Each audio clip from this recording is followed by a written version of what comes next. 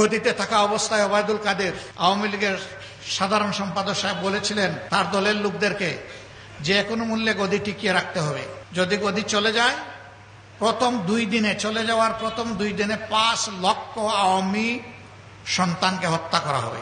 এই শহীদ জুলাই যোদ্ধাদের অনেকেই একেবারেই কেটে খাওয়া সাধারণ মানুষ ছিলেন।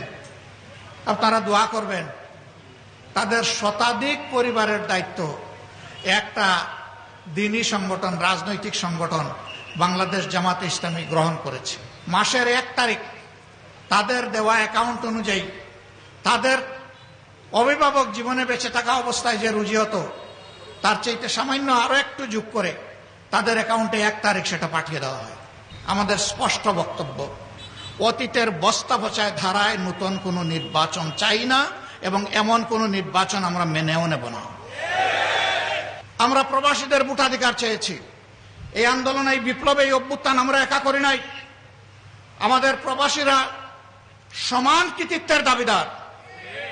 নারায়ে তাকবীর, নারায়ে তাকবীর, নারায়ে তাকবীর, আল্লাহু আকবার। জামাতের কর্মীরা সারা পৃথিবীতে কালেমার দাওয়াত দিয়ে যাবে।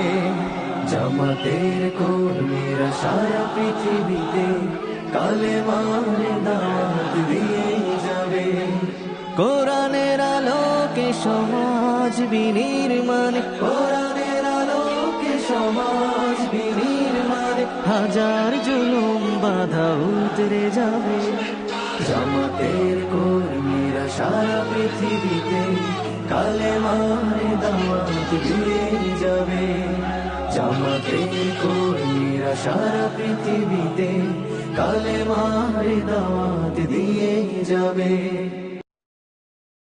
আমরা কেন আমাদের স্বপ্নের বাংলাদেশটা গড়তে পারলাম না? কেন একটি ইনসাফ ভিত্তিক সমাজ গত 54 বছরে আমরা পেলাম না?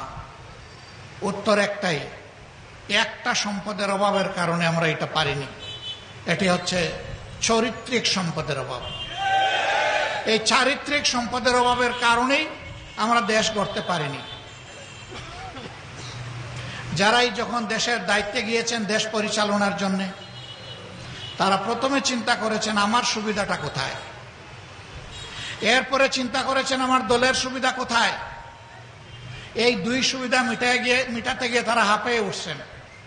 এরপরে জনগণের দিকে আসলেই ভালো করে ফিরে তাকানোর তারা সময় পাননি। এই প্রত্যেকটা মানুষ বড় ভাগ্যবান ভাই, আমি তার ব্যতিক্রম। সবার নিজের বাড়ির চাইতে শ্বশুর বাড়ি ধনী, তবে ইলেকশনের আগে নয়, বিজয়ী হওয়ার আগে নয়। বিজয়ী হওয়ার আগে হয়তো বা গরিব অথবা সমকক্ষ, কিন্তু বিজয়ী হয়ে গেলেই শ্বশুর বাড়ির ধন রাতারাতি বাড়তে থাকে। তার কারণ মনে মনে ভয় পায়, আমার অ্যাকাউন্টে যদি টাকা ঢুকে দুদক হয়তো আমার ঘরে একদিন চলে আসবে। কিন্তু যদি শ্বশুর শাশুড়ি শালা শালীর নামে পোস্টিং হয়ে যায়, শালার বোন নামে যদি জমা থাকে, তাইলে আশা করি দুদক সেখানে পৌঁছবে না। কিন্তু কপাল মন্দ থাকলে দুদক সব জায়গায় চলে যায়। এরা দুদককে ভয় করে। এই জায়গায় যদি তারা আল্লাহ তাআলাকে ভয় করত, তাইলে জনগণের সম্পদে তারা হাত দিতে পারতেন না।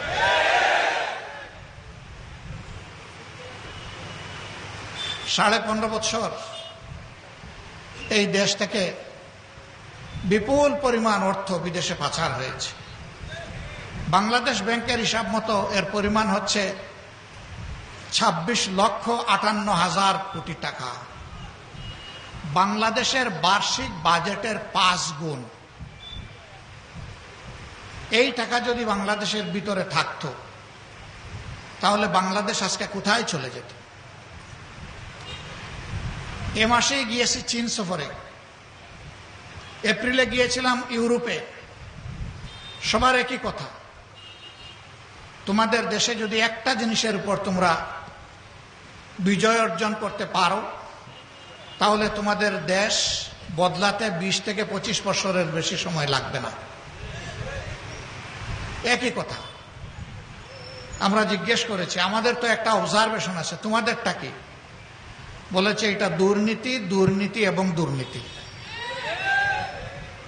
এই দুর্নীতি যদি তোমরা ঠেকাতে পারো, তোমাদের দেশ বদলে যাবে। আমরা তোমাদের দেশের সাথে ব্যবসা বাণিজ্য করি, তোমাদের দেশের দুর্নীতি দেখে আমরা লজ্জিত হই, কিন্তু তোমাদের লোকেরা লজ্জিত হয় না। এটা কি একটা জাতির জন্য লজ্জার বিষয় নয়? দুর্নীতি এমনই একটা মহারোগ, যে রোগ সমাজের আর কোনো কিছু বাকি রাখে না।